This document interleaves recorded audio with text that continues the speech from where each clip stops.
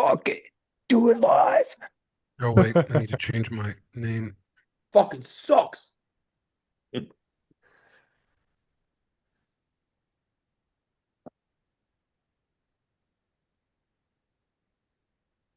We are live in the pipe. 5x5. 5x5. All right. I'm already recording too, so we're good. But if you want to do one too, Jamie, that might be good. Yeah, hang on. You have to give me permission. Only if you ask nice. Oh, yeah.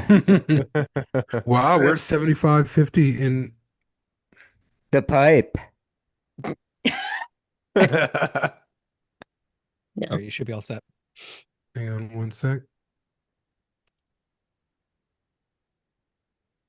Oh man, the chat is blowing up already. This is gonna Oh, be yeah. fun. It's gonna be fun. All right, Jamie, you all set? Oh, I am all set. gotta get patrons. I'll be ready in like 8 seconds. Hey, I'm ready. All right, you guys ready? Everybody else ready? Yeah. Let's do it. Welcome to Perfect Organism, the Alien Saga podcast. I'm your host, Jamie Prater, and I'm joined by my co-hosts. Patrick Green. Dick Rifle. Off to a great start. Perry Chicos. how do I follow that? Andy Geek Girl. Kyle June. Micah Green. Like, Holden Wilhoit. Mario Benvenuto. Is that it? Welcome to the show, everybody. Yeah. Welcome to the show.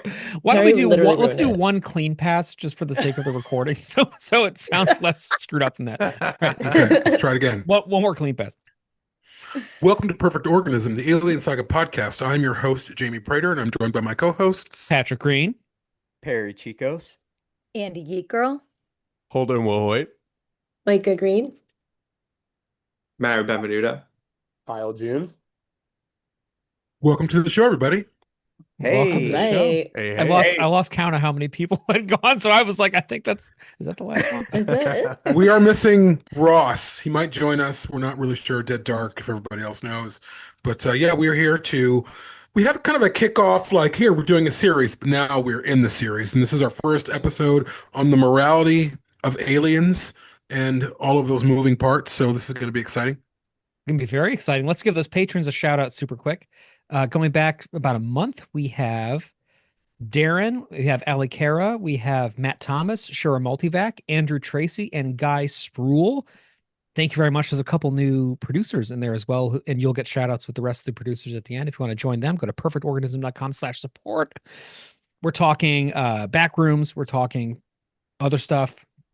Probably Obsession. We're getting Sublime Noise going again. Lots of people have been asking for that. Game And Jamie rate. brought up a great point this morning, Yeah. which is that we kind of stopped doing things that weren't just frame rate. So we're going to get some shit shows back up in here. And if you want to hear those and you want access to ad-free listening, the only place to do that is Patreon. So please join, and we'd love to have you. Or you can do Yes. it in Apple Podcasts. You can just sign up. And the next shit show will be Alien Covenant. I'm kidding. Oh, Oh, I mean, rip open the wound. Patrick, are you wearing a hat? I'm wearing a is. hat. Yeah, I don't think I've ever done that for a show before. But yeah, Well, I it keeps popping in and out of. Yeah. You like that? So it's like a tiara or something. Very cute. I put it up. So the thing is, my head is too big to wear hats anyway, and my hair is too big on top of that. It's just impossible. So like, I Mm. have a couple that fit, but if I put it on my head all the way, I can't wear headphones because then my headphones won't fit. yeah, So you're right like- now, I'm just sort of wearing this weird, like little, I don't know, whatever. My hair is too good. Too much hair. yeah, you're Well, like the head Right. big thing is definitely a thing. You're like That is Morrissey trying to wear a hat right now. Yeah, exactly. Yeah, All right, funny. let's roll. So Andy, this was your suggestion. And maybe a good place to start would be if you kind of want to roll. Yeah, I With the song? thought it was an interesting topic. We've touched upon it here and there, but never as a topic on a whole. I think Aliens is a great movie to talk about it, but we can for sure talk about the series as a whole. I just think there's so many moral ambiguous decisions that unfold in the series that um there's not always a clear cut good versus bad. There's, when fear and desperation and then you have the company priorities coming in and human error mixed into the whole thing. You're not just going to get bad decisions, you're going to get some morally questionable choices. And I think, it's easy to kind of see Burke as like he's clearly amoral in many of his decisions, but I think there's a lot of gray area, even with the characters we love and we know to be good. I think there's some moments where we could question them. So I'd love to discuss that. I think And Jamie brought up. oh, go ahead. Thank you. Go ahead, Dick. It's rifle. Dick It's a Rifle. rifle to you. Um, that's a really big inside joke, everybody, that you may find out about later on this year.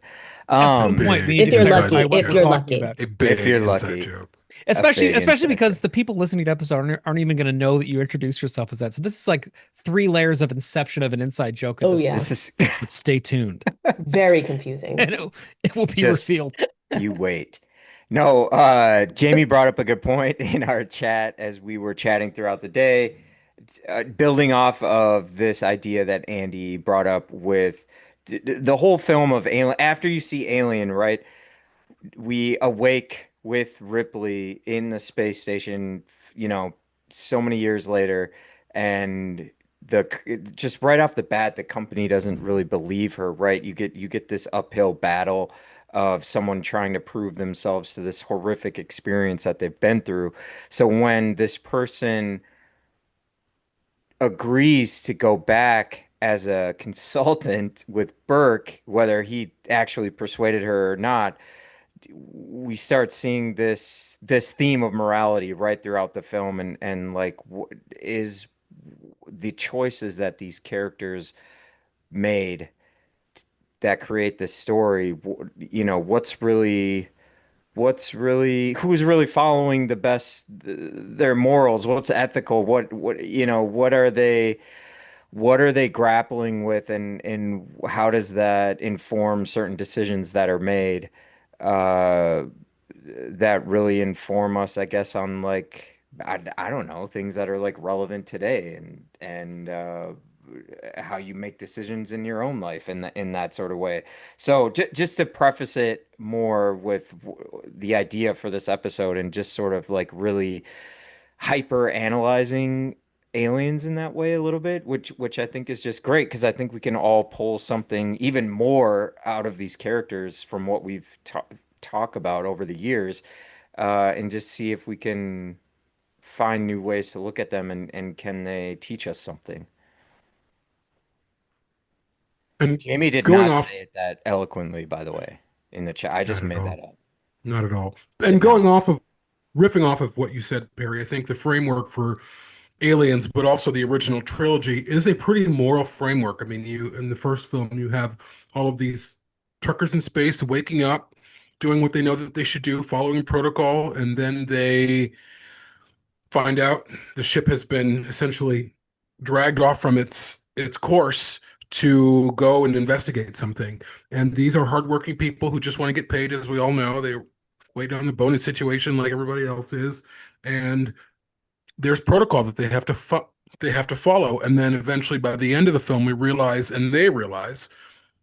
that their lives don't matter to this company, and that, in my opinion, sets up Aliens and sets up Alien 3, really, in this framework of this company that you work for, that, we've all worked for in varying degrees in terms of different corporations that we might have all worked for in our jobs or whatever, thinking that they have our backs, when in fact they don't. When in fact you are just a means for them to make more money and make more profit. And I feel like that is where Ripley really comes in as a heroic character, as an iconic character, as a whistleblower in sci-fi, the way we haven't seen before. So I think what's cool, just to add to that quick, is it's cool that Fede built on that in Romulus, right? You get a lot of that on Jackson Star, which is really cool to see that those themes are still thought about to some artistic filmmakers who return to the franchise to bring that back, right? So just thinking ahead even to like season 2, Alien Earth, Romulus 2, um, whenever we get those two. So And anyway, sorry. isolation too. Yes. Great point. Yes.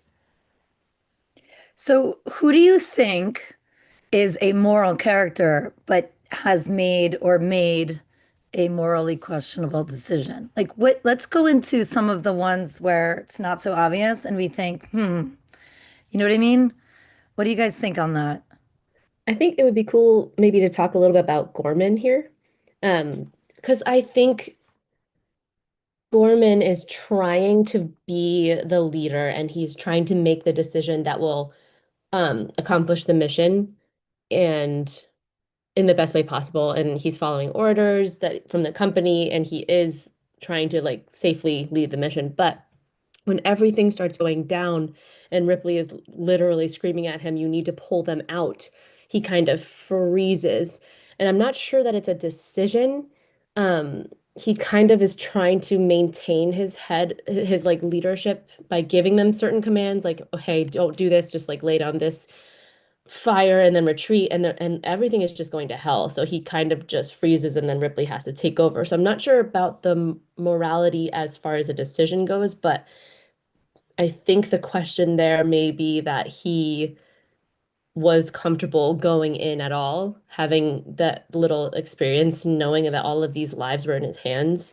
Um, and I had written a note down because I thought it was interesting. Yeah, he's in charge of all these lives without all of this experience, and he's choosing to kind of set aside that naivete, for lack of a better word, in order to do his job and accomplish the mission. And he literally, it costs actual lives in front of him. And I think he is kind of redeemed later with Vasquez in the tunnel, but I just think that's interesting that they have this man who doesn't have very much experience, and he wasn't even going to bring it up until he was asked, just in charge of all these people and everything goes down. He's not the right leader there.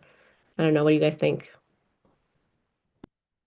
Yeah, I think at a certain point he knows he's not the right leader. I think he goes in wanting to be and hoping that he is and puts on like a brave face. But then I think when shit hits the fan and he very much realizes he's not, his ego, his pride, the fact that he's not going to default to somebody beneath him just sort of takes over and he knows like I'm not in control here anymore and he tries to cling on to it a little too long. And in that moment, lives have been lost. So there is some culpability there. And I think he realizes that after when he apologizes to her, when he completely takes a backseat to both her and Hicks, that's his way of saying, I screwed up. I'm going to do whatever. I'm going to listen to you from now on. And that's the only way I can like know to make up for this.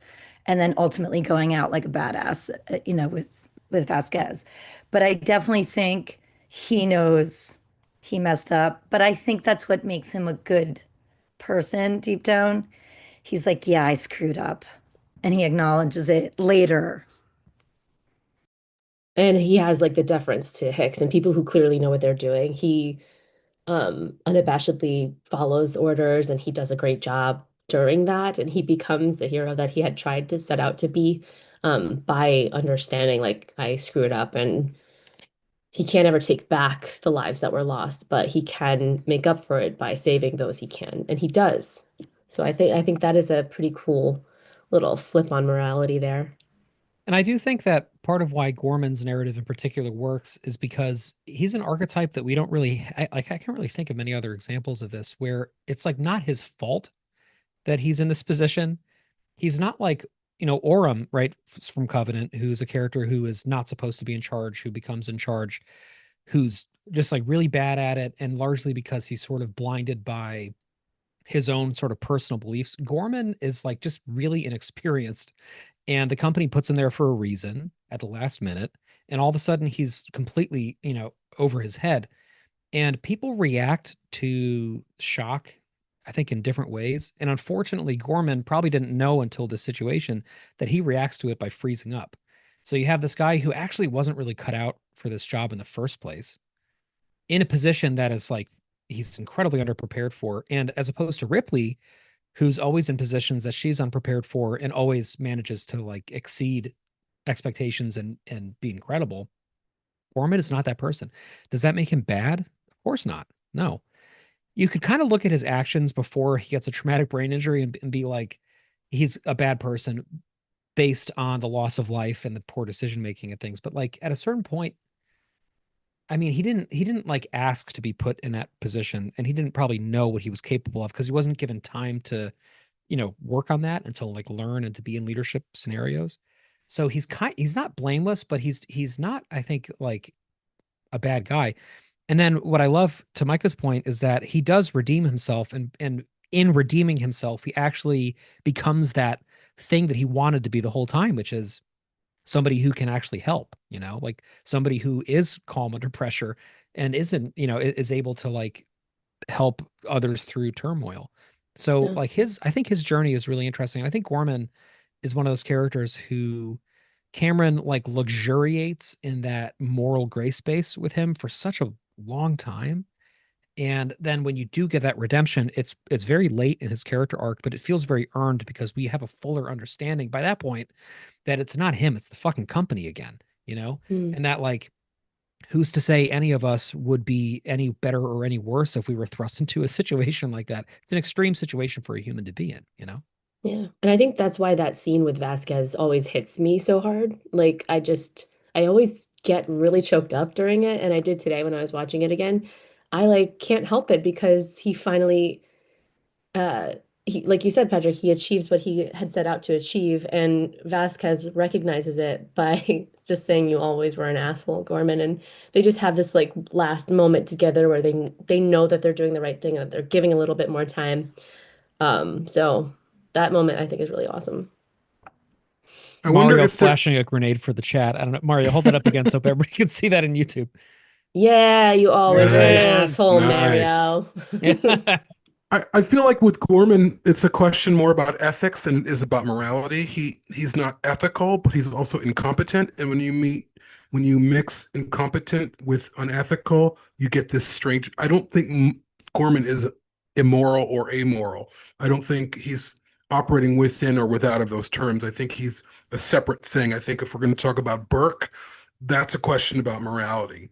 But I also think corporate morality and the morality of everyday people like you and me are very, very different things. Corporate morality makes it okay for them to fuck up drinking water and say, well, this is for the greater good because blah, blah, blah, blah, blah, and we're doing all this blah, blah, blah, blah, blah. That's corporate morality. So they'll make concessions and make excuses. I don't think Gorman was doing that at all, but I think Burke is doing that. Burke is doing that with, possibly having Newt and Ripley impregnated and brought back and all of everything that Ripley kind of discusses. And then there's, apart from Burke, the bigger picture is the morality of this corporation since Alien. What are they up to? What do they want? And the positioning of a colony within yards or maybe miles of this derelict that they knew about. So there's morality that's already from the beginning of Aliens that's already in question. Why would Weyland-Yutani allow a colony, very expensive colony, to start on this planet, knowing that that thing is there? All right. The only thing I wanted to add in is that there's a great YouTube channel that I was following for a long time called Collative Learning. Great theory videos on a lot of the stuff that we all like here and our listeners. And there's a video I probably watched in the last year about no, what's his name? I'm sorry, Burke influencing. Why can't I think of his name off the top of my head? Who were we just talking about? What? Gorman. Gorman, I'm sorry, thank you. Gorman's that Burke has a heavy hand in influencing Gorman, and there are certain scenes in analyzing the body language, specifically when they go to Ripley's apartment, that illuminates this manipulation that he's doing. And I do think that we see that, even in, Gorman's mistakes, that we clearly see that he is inexperienced, his hesitancy, his uh, incompetence to lead. And because of that, I do think there is something to be said about Burke and what you're saying, Jamie, in regard to the what is it called? Corporate greed and manipulation and exploitation that we're all seeing. And I would even argue that Gorman's being exploited. He doesn't know the whole picture of what's going on. And I don't think he is inherently a wrong person, like a bad person, in simpler terms.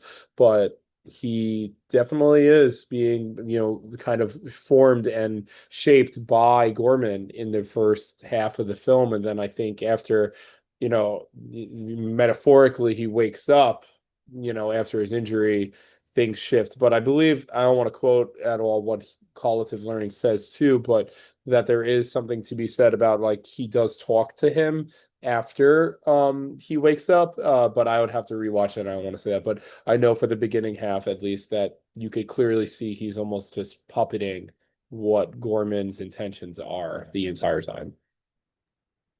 Well, and it's kind of tricky because kind of what everybody has been saying so far, which I agree with, is that the unfortunate decisions that Gorman had to make and his freezing up and everything, I think if anybody in the group, in the battle group, in the Marines, he was chosen to be there by either Burke or maybe someone else from the company, specifically to throw a wrench in their operation, because everyone else is professional, everyone else is tight, except for, maybe some goofing off here and there. But Gorman is what really like throws the whole thing off. And I've always felt like that was intentional, either, like I said, on Burke or the company side. And I don't want to remove Gorman's agency, because something I think that's really special about the first two movies in particular is that all of these characters have agency. They all feel like they make their own decisions. And I think Gorman does, but like I said, it seems like we're all kind of in agreement that the game was being played over his head a little bit, as far as like him being there, and like whoever would have selected him to be there would have access to his rap sheet and know this is how many simulated combat drops he's done. This is his experience. He wasn't like chosen at random. So it really boils down to the company, just like most other things in this franchise, which I love. Like it's just the company and corporate greed, and it's unfortunate to see how much that affected the rest of the squad, because his freezing up lost so many of the Marines like so quickly. Just it hurts me to think about.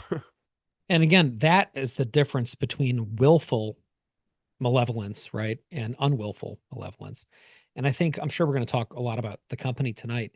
But what I think is so cool, Holden, to your point, is the first like 5 or 6 years that I watched Aliens as a kid, hundreds of times, I don't think it occurred to me that he was a plant.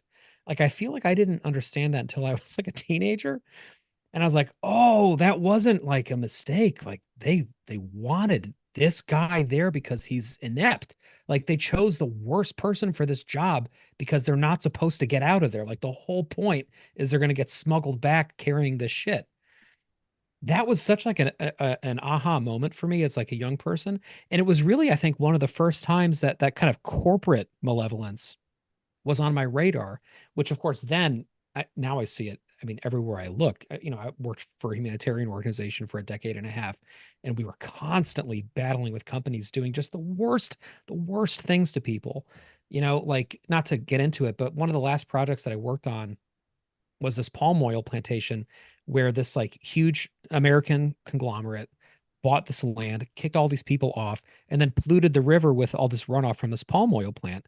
And there was like no accountability because this foreign company had essentially bought a contract with the government of this other country. So like all of these displaced people not only lost their homes, they lost the ability to fish in this river that was literally the source of not only their livelihood, but their food. So they were like homeless, they were destitute, and they were starving. And it was all because they just didn't have access to like legal means of circumventing this gigantic company, which, like, I hate to break it to you, but you or I or any of you on the stream right now or listening to this, we also don't have the power to do that. When we organize at vast scales, we can make dents in that and we can find ways to like do good. But like at the end of the day, these corporations are always hunting profit, and profit is, I think, essentially always at the expense of someone. You know what I mean? And I think we see that all over the place now. But again, but Gorman is a great way, kind of entry point into that conversation. And I think, I don't know if it's okay to segue to Burke, but I think Burke is an interesting one too, for that matter, because I posted a thread a while ago on our socials about this, where I was like, was Burke, do you consider Burke to be an outright bad person, or is he a product of his environment? And people got all angry about it, and everybody was like fighting back and forth. Um, I mean, I think that's an interesting question. We have a friend of ours who's writing a novel on this situation, which is really interesting. And there'll be I more was on gonna that say, like, down the how road. much can I say? I'm lucky and I get to read it, so it's very, very prevalent arc of this story, and I can't wait for everyone to get to take a look at it. It's really Yeah. cool. Well, we got to keep the kibosh on the spoilers, I I think, know, I know, for, I for know. that. But we also, we have the What If series now. We have all these other kind of Burke expansion things because Burke is such a cool character. Another thing I just posted about Burke, I think yesterday, was I asked if aliens would work if somebody other than Paul Reiser had played Burke, and a lot of people were like, "Why would you even ask that question?" And I'm like, "Fair enough. I'm not saying anybody else should have, but I do think there's something to Paul Reiser's performance, similar to William Hope's performance for that matter, where there's this like humanity in him, and he's doing things that are obviously sociopathic, that are obviously in the pursuit of, making his way up in the company and making money and things like that.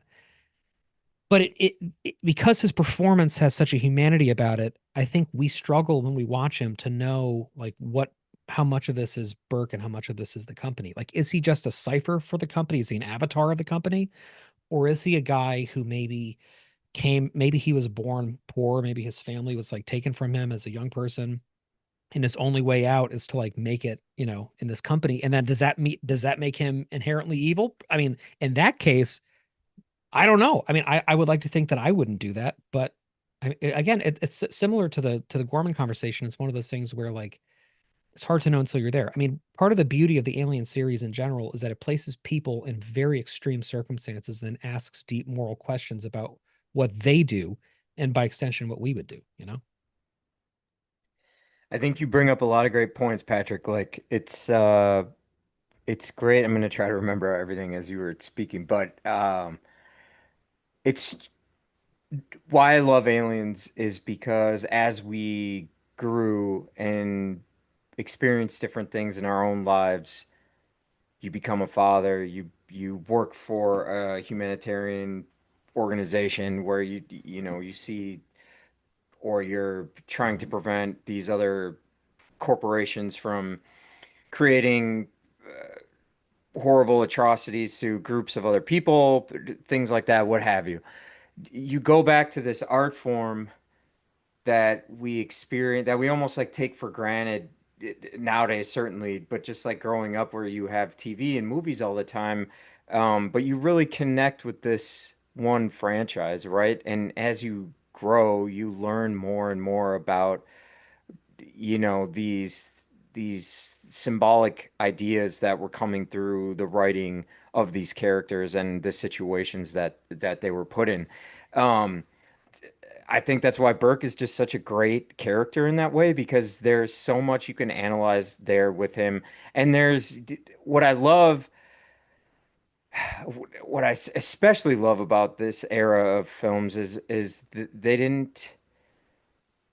There's enough there to inform you on the decisions this person is making, but there's also not enough there for you to look at it several different ways, and you can choose to believe whatever you'd like to about how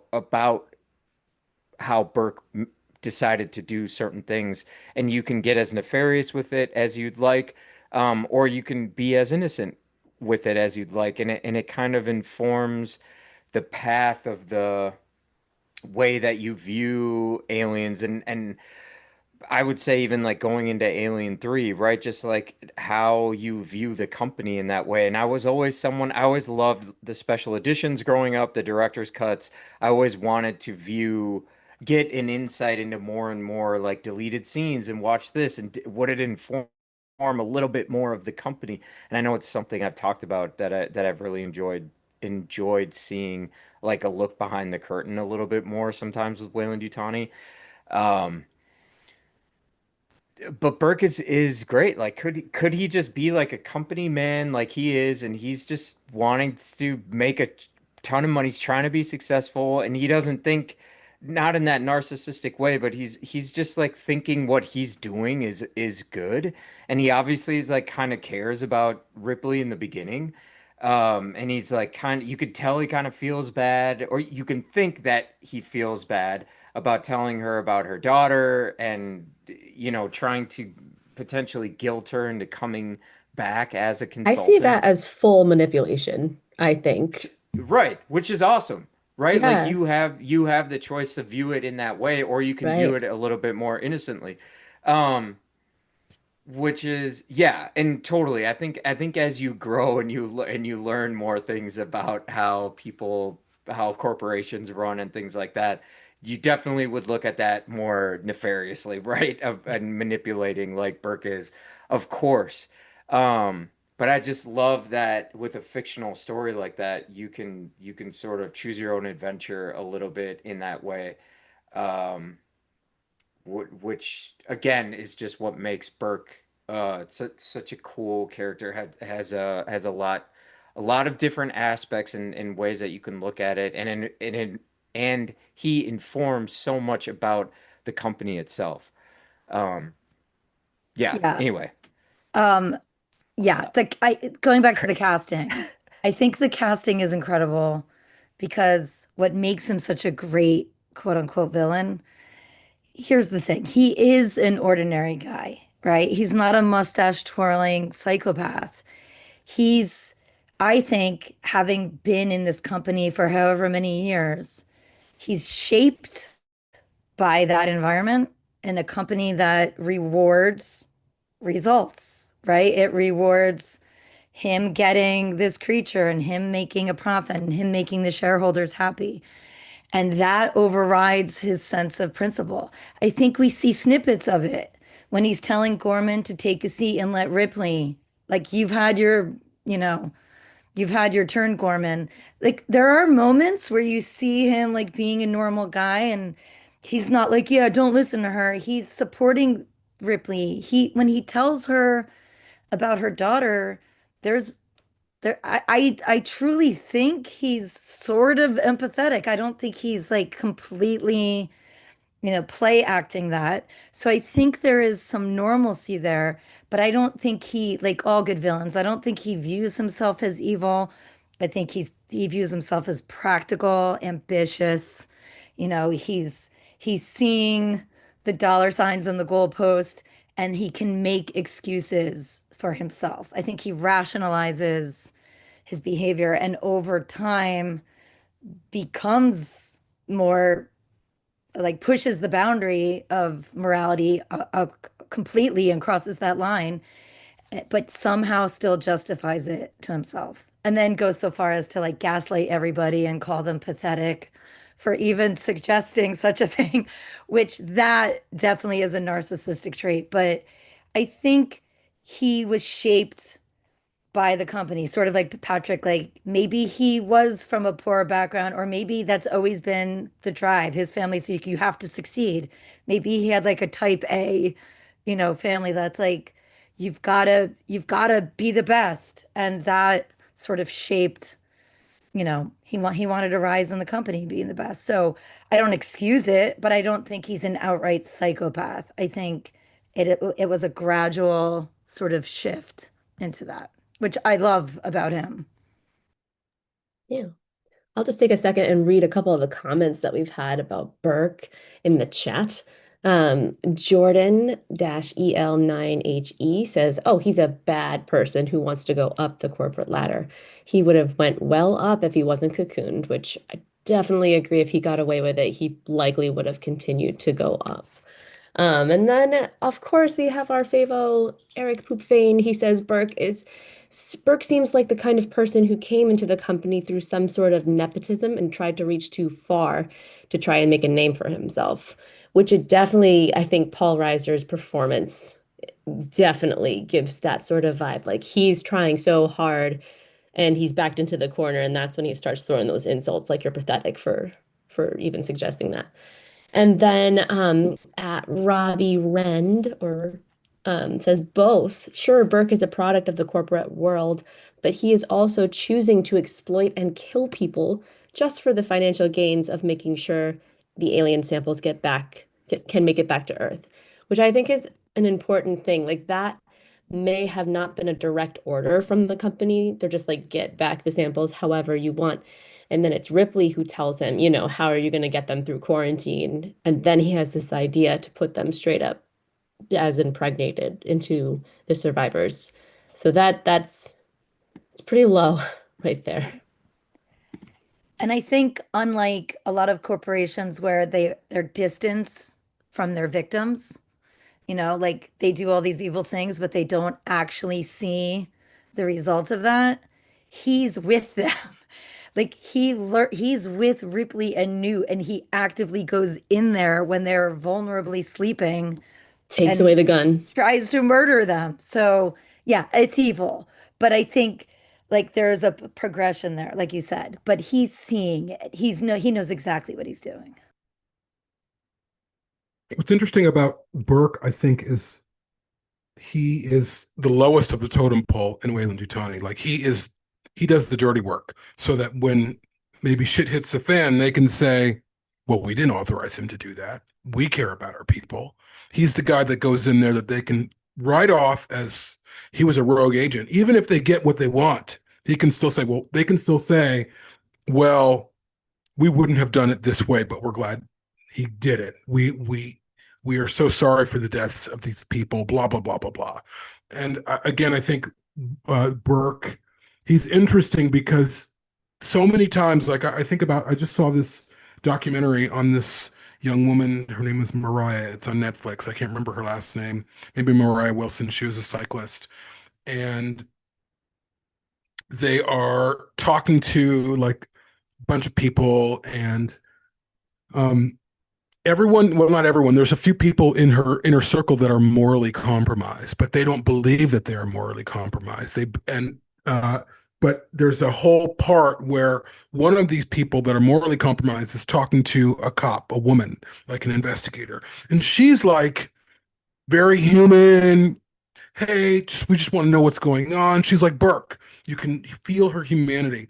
And I think that's worse when they seem human, when they seem empathetic, because they're not. They're using that empathy as a weapon to get what they want. Cops do it all the time, like investigators, good cop, bad cop. And I think Burke is the good cop.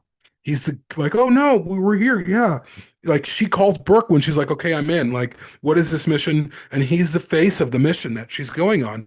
And it's all hunky dory for him. Like, oh no, we're going to protect you. Here's Gorman. Here's a Marine. You're on our side. All of these Marines are going to protect you. When in fact, he's the most corrupt of everyone. But to a point that you were making, Micah, he doesn't believe he's corrupt. He doesn't believe that. And I think that's the most insidious part of, to me, this type of thing where people who are morally compromised don't believe that they are. They believe that they're doing our thing. And we had a discussion earlier in our chat about being morally compromised as a species, and what even in our daily lives, what we do or what we partake in that is morally compromised, but we're so used to it, and there's really no other choice that we have to buy these shoes or we have to use this phone, even if we don't want to, because that's how people communicate. And we make concessions for it, even though there was a 14-year-old somewhere in China making $3 a day putting this phone together. We've made our peace with that. you know, even though it's morally reprehensible. And it's interesting, if you climb up that ladder, at the top of that ladder is somebody like Burke, where it goes past like, okay, yeah, this isn't right, but now Burke has stepped over into, now we're going to kill them. And I would even imagine in Burke's mind, he probably thought they were going to remove the embryos from Newt and Ripley so they could have saved their lives. In his mind, he was making excuses. Oh, they wouldn't have killed them. They would have removed them, and then they could go about their lives, making concessions along the way, which again, I think is even worse. I just want to say real fast, it's the scary thing is that Burke isn't even at the top of that ladder. He probably isn't anywhere near the top of that ladder with Weyland-Yutani. Like, that company goes so deep. There's so much shit. They're so evil. Like, we deal with a lot of companies like that today. So I think we all know, we can all think of some prime examples of that. Yeah, I didn't mean that he was in the top of the ladder in terms of Weyland-Yutani, but if you think about people in their daily lives, someone like him, for us, would be at the top of the ladder that we're presented with, but the bottom of the ladder for Weyland-Yutani, like, hey, this is the cleanup guy. This is the Michael Clayton. This guy goes in there and does stuff that we don't want to do and we don't even want to know about, as long as we're getting our shit. So as a quick segue, from what you were saying, Jamie, too, I think if we think about moments of crisis, and I think if you think about how people act in those moments, you see their true character at times.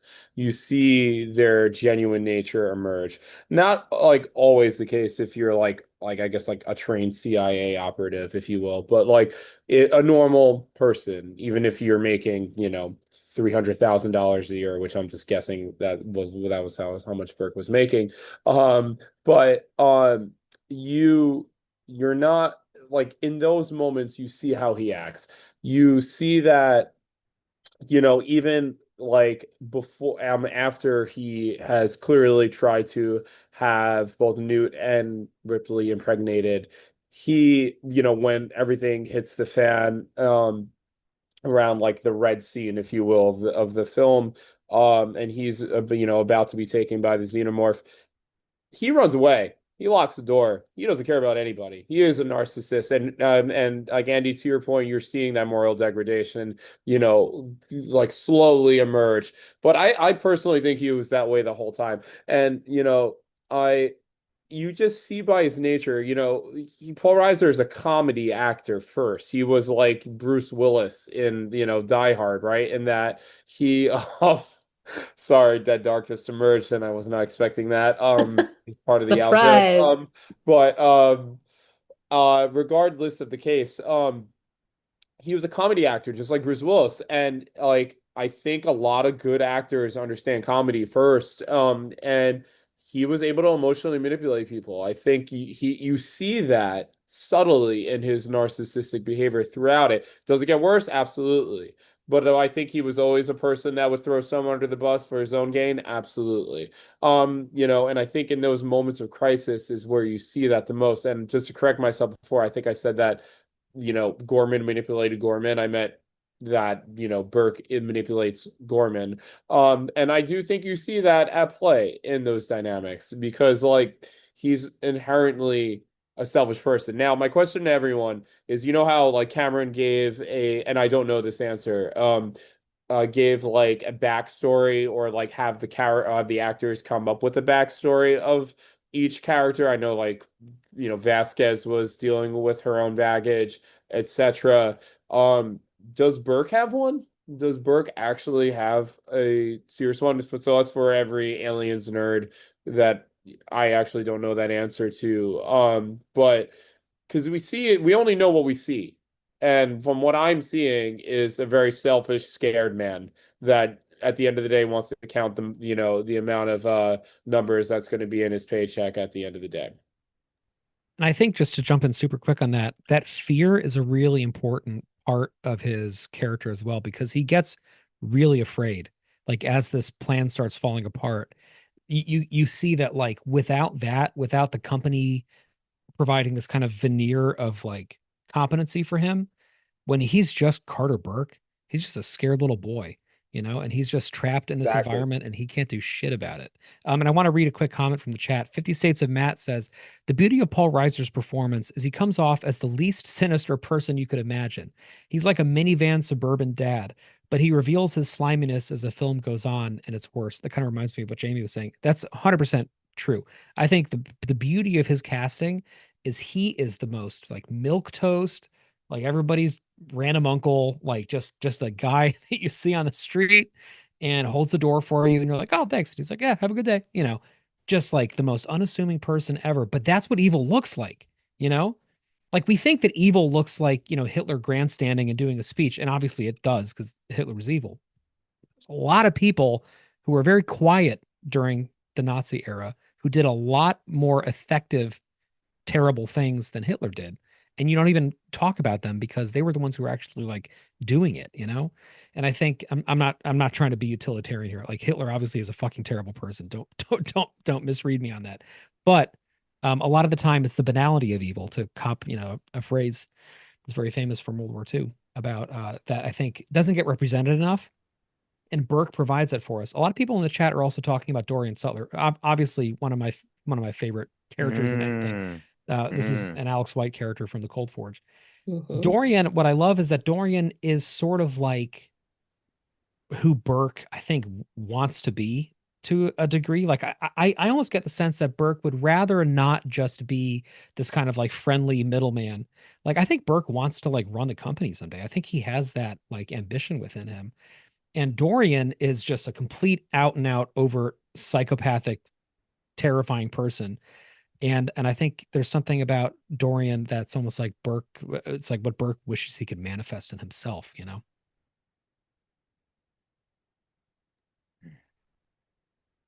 I think as far as like all of morality and stuff with Alien, like not only with Burke, I think the APC scene right after Ripley saves everyone from the hive, I think that in kind of what you were saying too, Kyle, there was the in a time of crisis, I think you kind of saw a little bit of everybody's morality pulling out. You had Hudson seeing that like Ape Hone and some of the people were still alive, and Vasquez, her initial thought was absolutely, let's go back and get them.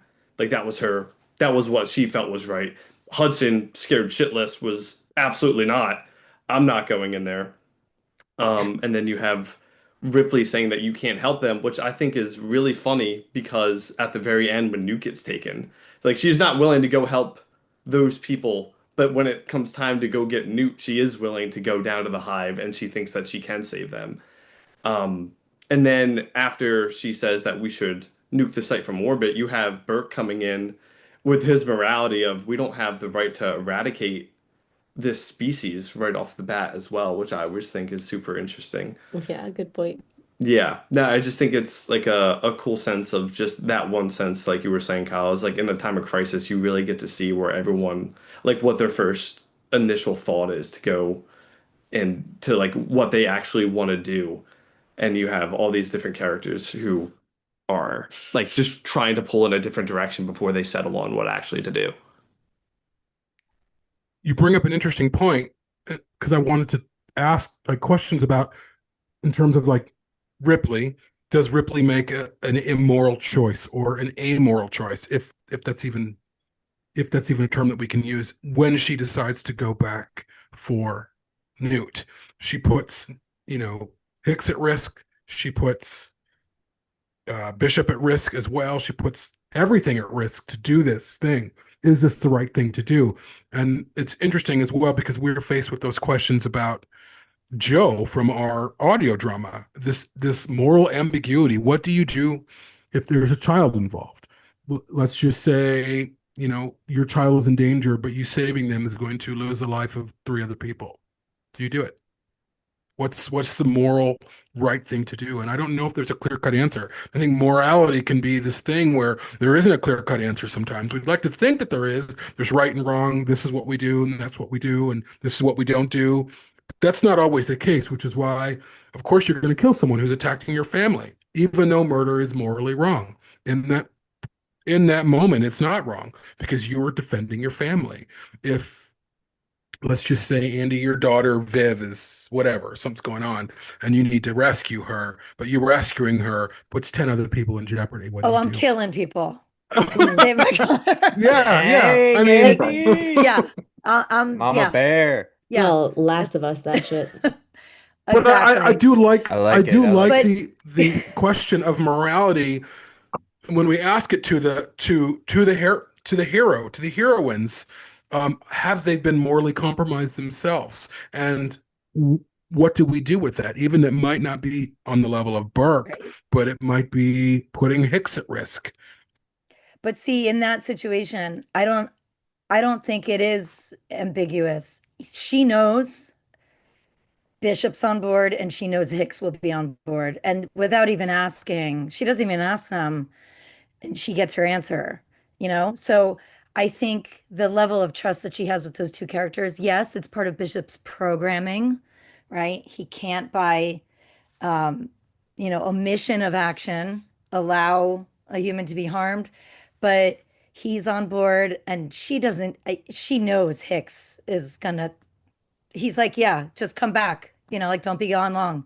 Like he's on board. So I don't think if they had put up a fight, if they had said, no, we need to get out of here, like she's gone, then, then it becomes more questionable. But they're all three of them on the same page. They are all willing to sacrifice themselves for her. So in that case, I don't think it's a choice. I think they're just doing what those people inherently do you know so the other question though is like Mario brought up she didn't want to go back for um who is it, Dietrich and Apone. Apone. Hmm. um but I also don't think it's, oh no, we don't want to. There are, first of all, more people at risk in this situation, more people alive to risk going back in there.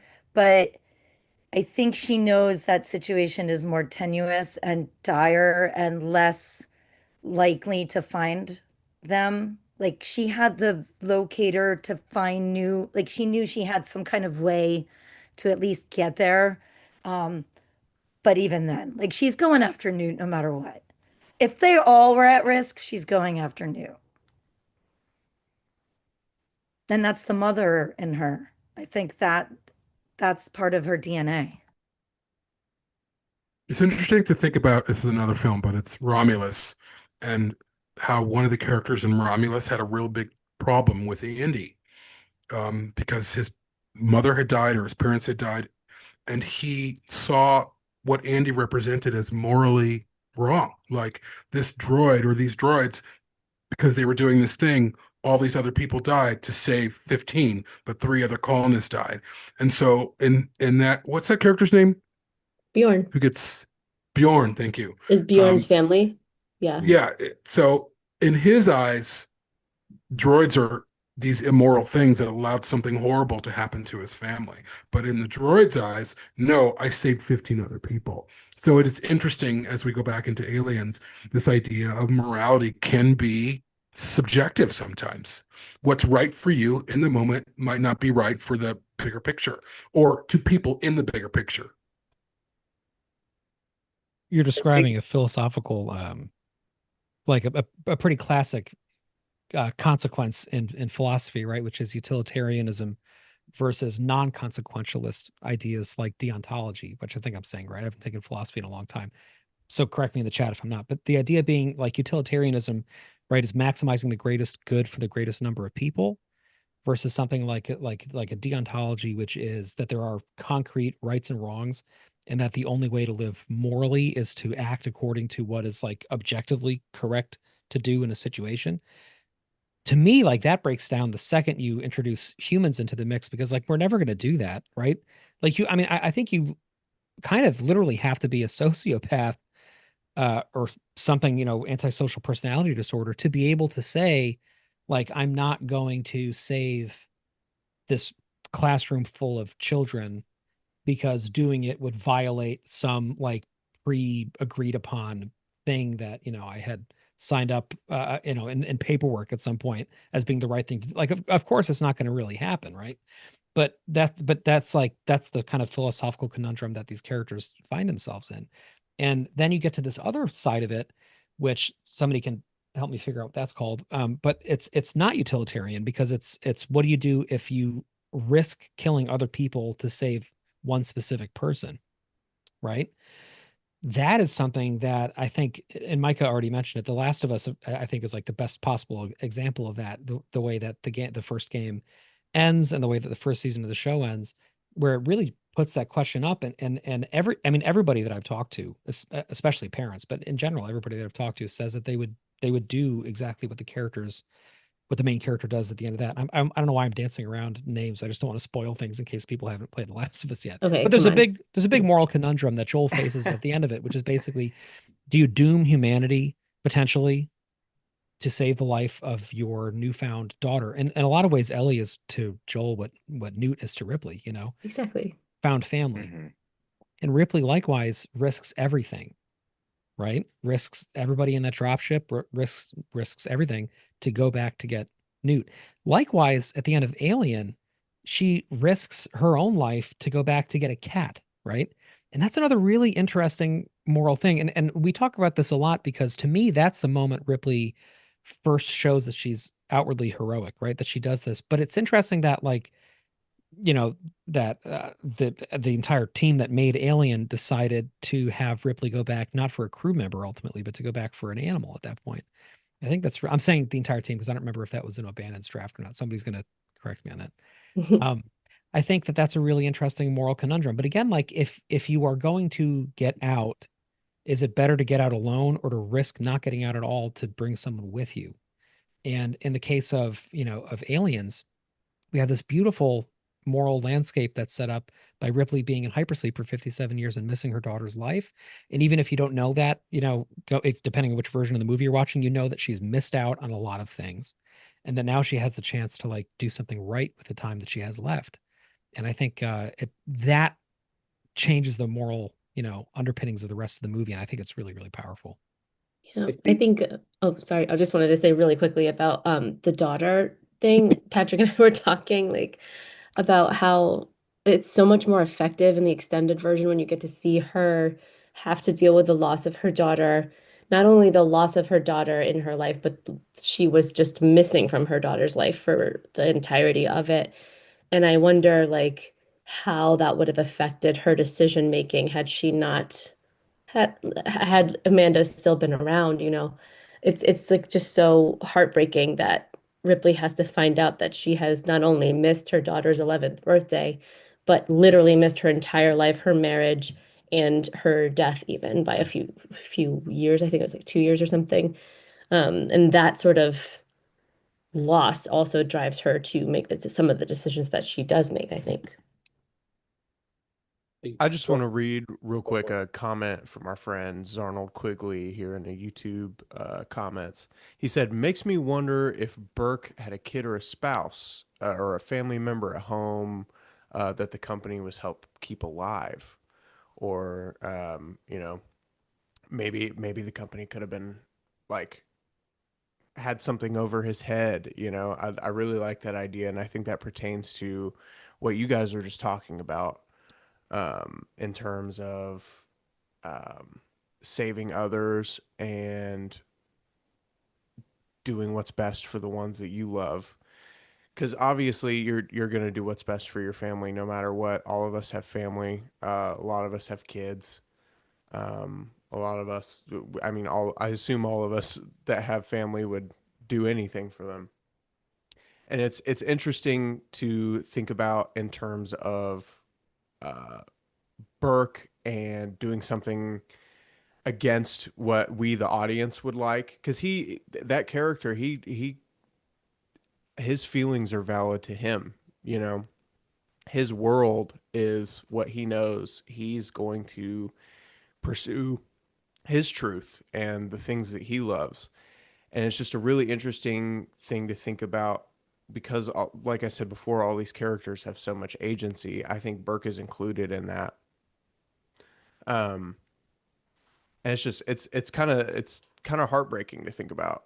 um because he goes through, and he may not have any family. He may have been just a selfish bastard doing this all for himself. But if it was something like that, he ends up perishing on this planet or on this moon, and the company probably lied to his family and wrote them some bullshit letter and then abandoned them. And it's just he could be another victim of that vicious process of working for that giant company. And here's a question on that for anybody who wants to answer it is, do you think Burke was going to survive anyway? Or do you think the company was going to kill him and make it look like it happened in the commission of this whole incident? In my head canon, Burke was never going to survive this thing. Burke was going to get taken out, and it's going to look like there was, an accident on board, and that's why we recovered these specimens. That's kind of I think he would have my read survived. of it. You think I he would have think he would have. survived?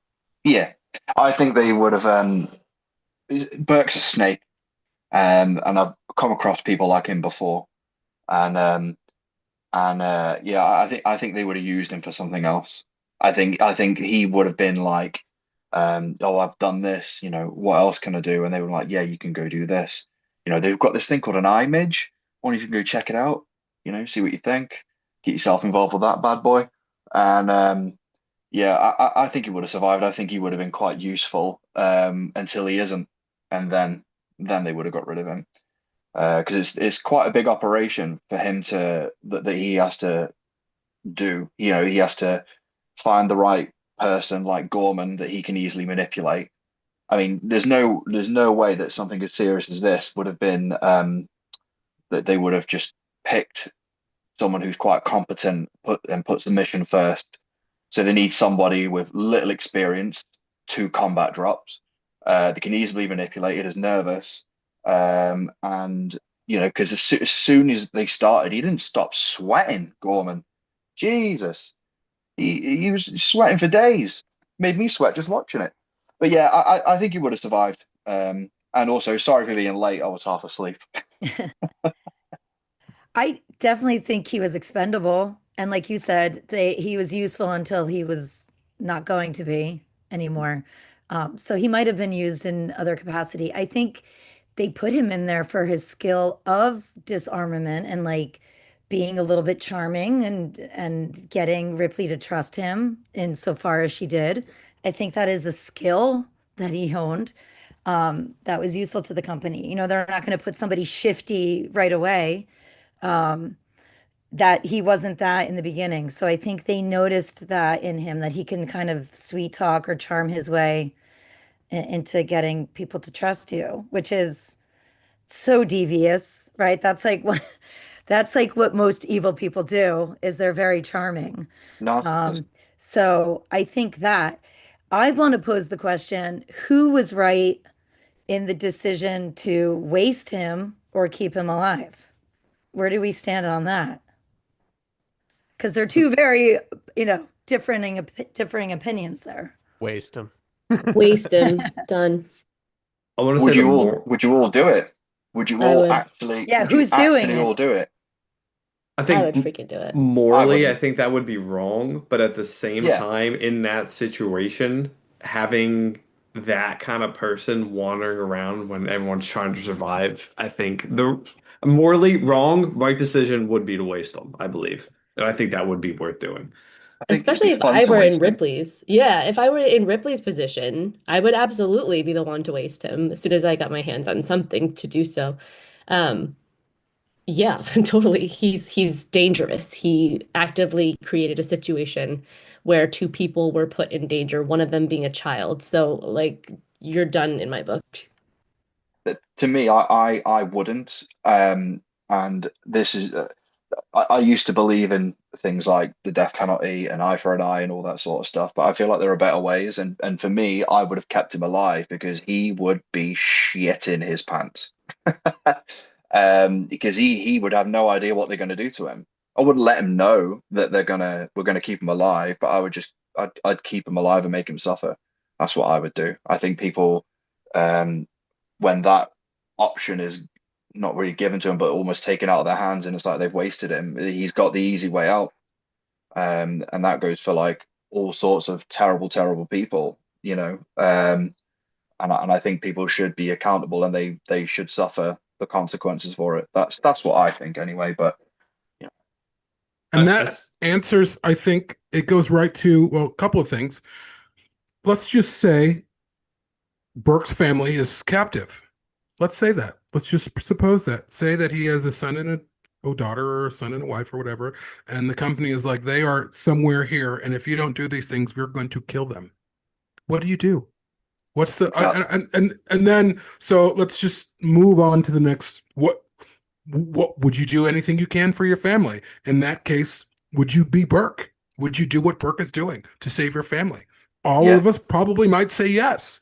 And then the big moral question is, if the answer is yes, do we waste him?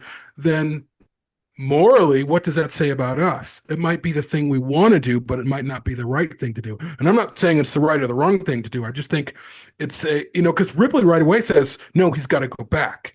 But I think she says that ideologically. She says that because she thinks, oh, we bring him back with us and we tell the Weyland-Yutani, and thinking maybe they'll be on her side, which they won't be. They'll be on his side.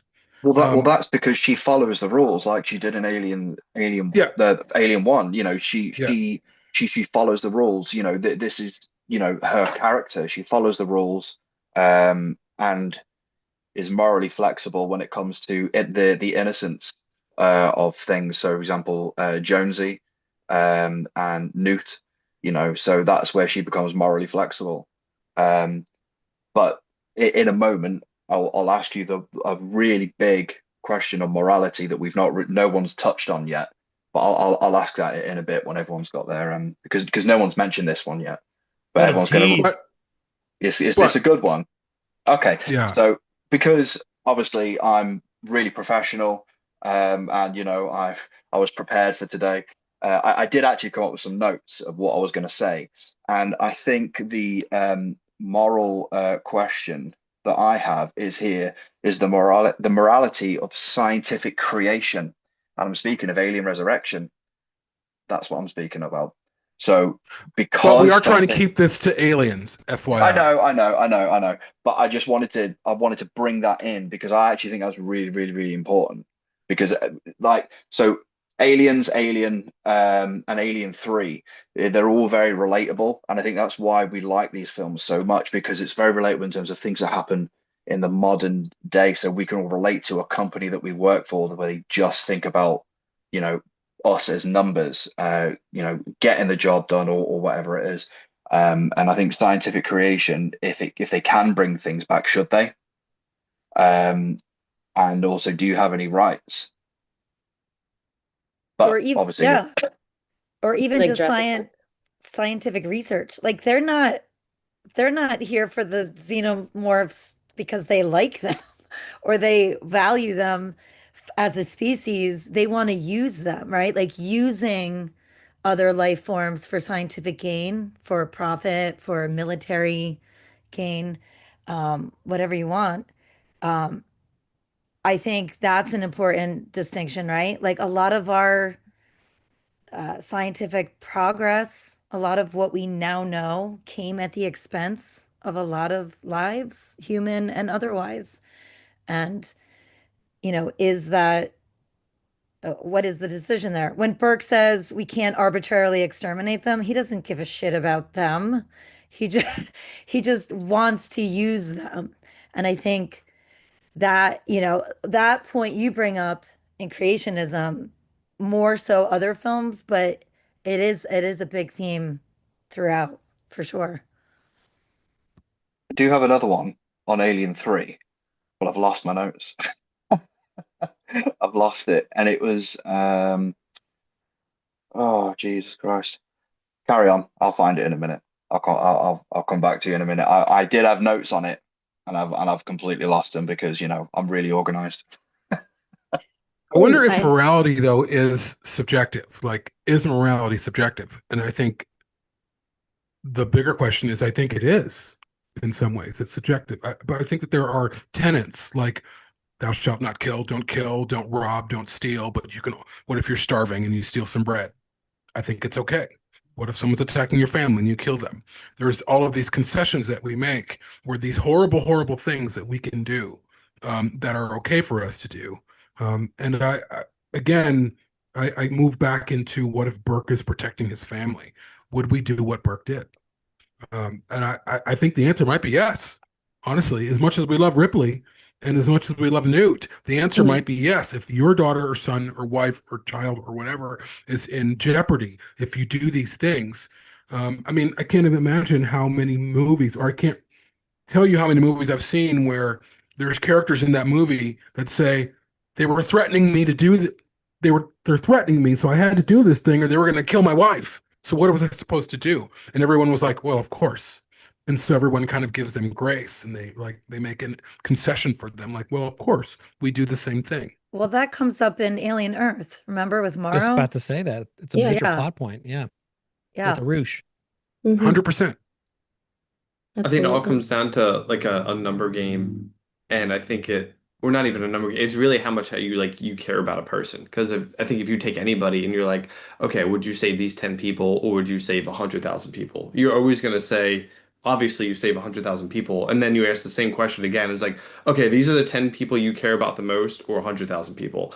I would say the majority of people are probably going to be like, I'm going to save the 10 people that I care about the most because they don't know those 100,000 people. So it's like you never know that. And even like you were saying, Jamie, a bunch of other movies where even if you're handcuffed, you're like, okay, tell us what you know. And you're like, I'm not saying nothing. And then they're just like, okay, here's the address to where your family lives. And they're like, okay, well, now I'll talk. And it's always like, even if you don't care about the repercussions, you care about the repercussions of the people that you care about. So I think it is very subjective, I think, to what you were saying, to where it really all comes down to what you care about, even if that could be your own creation or the other people that you care about, and what you're willing to compromise or not go on the moral high road to protect the people that you care about, even though that deep down you might know that that's terrible and you're going to have a tough time living with that decision, but you might have a tougher time knowing that you couldn't save the people that you cared about the most. Which is another philosophical term that I'm going to get to show off that I remember from a long time ago, which is moral relativism, right? Which is the idea that morality is something that's different depending on who's defining it. And that can be from a personal standpoint. It can be, saving one person you love and letting others die. But it can be like social, it can be cultural, it can be, religious. It can be basically like whatever your personal code of ethics is can determine what morality looks like to you, right? There's one thing that I was thinking about too. It would be a little bit of a segue away from the conversation, but I think it might be important to talk about the treatment of Bishop throughout Aliens and morality and how he is treated as less than human. Because he's a synth, but everyone is fully okay with him being the one to go into the tunnel and crawl those 40 minutes through to get to the other side and do it. Hudson is like, there's no way I'm doing that. No one wants to be the one to do it, but everyone seems perfectly able to rest easy with Bishop being the one to do it, even though he has never hurt anybody. He's never shown any malfeasance toward anyone else. I think it's really interesting that knowing he's synthetic, everyone's okay with him being expendable too. What do you guys think? That's almost a blur between morality and justification, because it's like no one obviously wants to go in there, but at the same time, it's just like you justify it as like, well, Bishop's not actually a human. Like whether or not you actually believe that in your head, was like Bishop doesn't have feelings or something. When it comes time for someone to risk their life, everyone's gonna just point to the robot and be like, okay, well, like.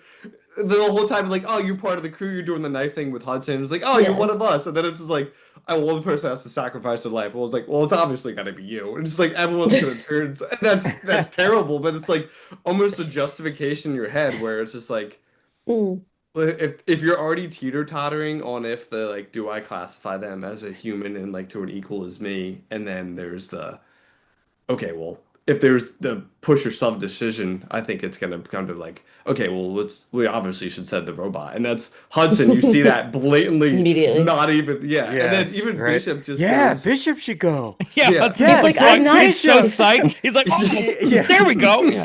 It's like the happiest he's It ever is. been. It's throughout the whole happiest he time. is. He's like, yeah. man. may be Great synthetic, idea. but I'm not stupid. I know, but then he that's says that, fair. and that kind of makes you like almost You're want to like, pull oh, back a shit. little bit. You're like, And- oh, he does. No, they Like, should And you know what's take the shock cannoli. Andy. Yeah, but you know what's so He's the sweet one that about Bishop sacrificed. is he says, I'm the only one qualified anyway. And he kind of takes the blame off of them. Like he takes the guilt away from him, even in Yeah. that moment, which just, I love that. Yeah, he's Oh, like, it's okay. yeah. You guys Yeah, can throw me he under the gives them bus. justification for throwing them Yeah. under the bus. Because even Yeah. like Ripley and Hicks, they don't say anything. They're just kind of like, yeah, like they're silently agreeing with Hudson, and he sort of takes that off their plate, that guilt.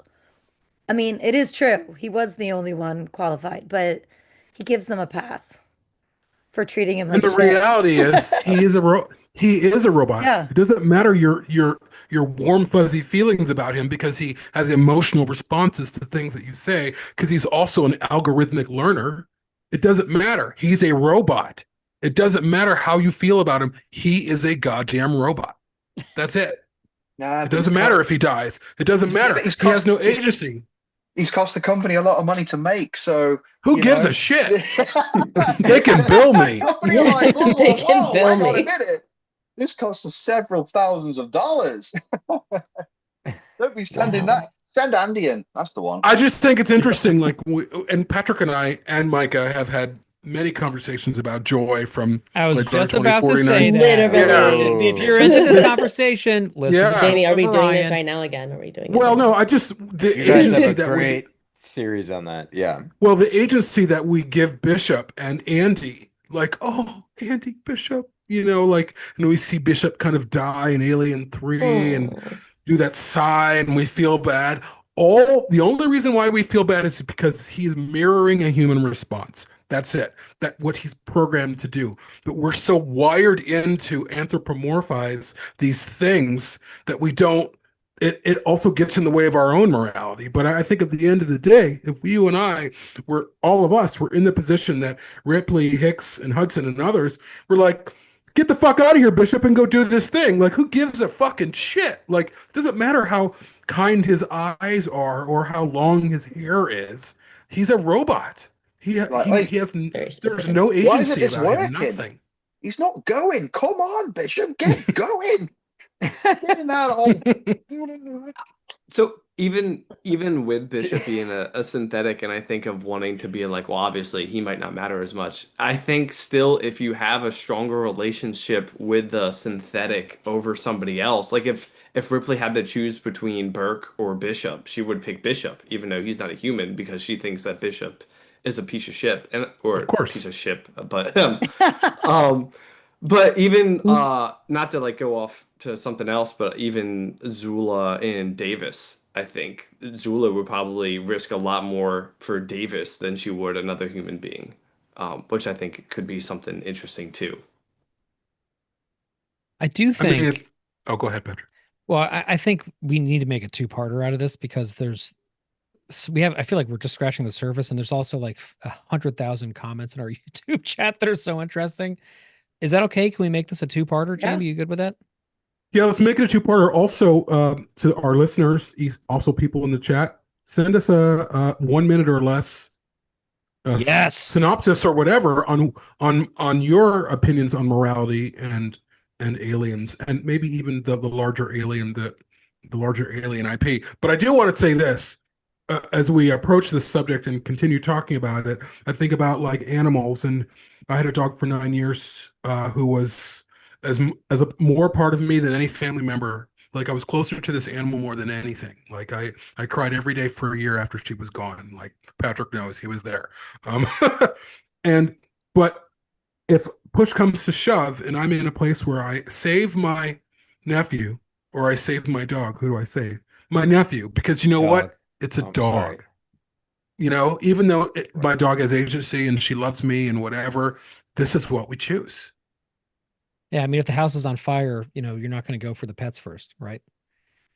But this is so interesting. I want to we got to close because this is going on pretty long, and we're going to do another one. But please do what Jamie suggested and send your thoughts because it would be great to get your voices in this. We had a business meeting a couple weeks ago, and we were talking about how we wanted to kind of spice this like 40 years series up. And one of the things we kept coming back to was the idea of getting more of your voices here, because this is like a celebration of our community's relationship with this film. And the first time around when we did 40 Miles of Bad Road, it was more of kind of like an academic exercise. It was a little smaller, it was more kind of interrogating the film. This is really about what this film means to us after 40 years. So we want to get as many of your voices on here as possible. So send a voice memo to perfectorganismpodcast@gmail.com. Or you can just, text one of us. If you're a producer, you can just send it through the producer chat, or we have many ways to get a hold of us, but ideally email, and then we will get those in the next episode. And I want to close out just quickly, and then I'll hand it to you, Micah, too. Oh yeah. What? Oh, just to before we forget, if you're sending an email to the Gmail address, put 40 years in the subject line so we can find it better. Okay. Good call. Good call. Nice. Yeah, nice. Hey, tell you what. There's I like that. there's a comment from Alley Cat that I wanted to read just as a kind of a little thought experiment for next time. So Allie says, Ripley had nothing to lose in Aliens. As far as she knew, her daughter and family were gone. Burke potentially had much more to lose. So who knows who was right in the situation. All that being said, that's for next time. We'll table that. We're going to talk a lot more about agency, about moral relativism. I'm going to go back to my philosophy 101 text and see if I can find some more stupid terms to throw around. And we're going to do some producer shout outs. But before we do, Jamie has a special announcement that he'd like to plug. Well, it's not really a special announcement, but before before I say what I want to say, I do think this is interesting how we approach this topic. I feel like probably many of us came in here very A and B and C, and very like, hey, morality is clear in this movie, but the more we talk about it, the more ambiguous morality became. Because when we're approached with these questions, we're going to answer differently. Those answers are going to be different for everyone. That aside, before we read our producers, which Patrick is going to read, thank you, producers, I launched a new podcast called The Boy I Buried, about me being raised in a cult until I was 23. And if you go to theboyiburied.com or wherever you find podcasts, you can listen to it. So that's my little personal thing that I'm doing. I'll give it to Patrick. Yeah, and as somebody who has heard some of it, I will tell you, you don't want to miss it. It's really beautiful. Jamie does an amazing job. You get to hear his whole journey, not only as a person, but as a podcaster. He brings a lot of his expertise with audio and music engineering to it. And it's really narrative and it's really meditative and really good. So be on the lookout for that. And without further ado, producers, we got Darren Gold, Murray. So I'm going to say right now, for some reason, my tab is not expanding, so I can't say everybody's full name. I'm doing this based on memory from only looking at the first 2 letters of your name for some reason. So if this gets messed up, I apologize.